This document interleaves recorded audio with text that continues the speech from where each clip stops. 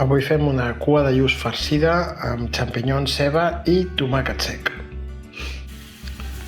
Comencem la recepta daurant un gra d'all, tallat a làmines i en breu, i afegim els xampinyons laminats.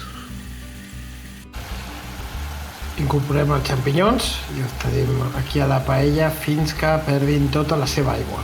Després els reservarem.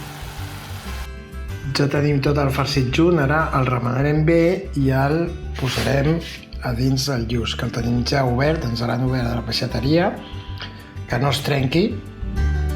I hem posat sal i za'atar.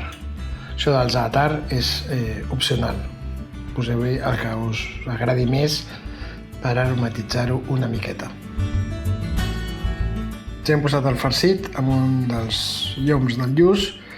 Ara el tancarem, ho farem amb uns escuradents perquè no tenim fil de lligar. Si tenim fil de lligar, diuen que també va molt bé.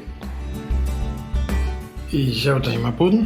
Ara posem al forn durant 18-20 minuts.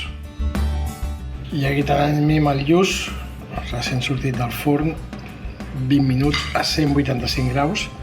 L'hem ruixat amb vi blanc perquè no s'enganxés per sota i una mica també per sobre. Ara ho emplatarem.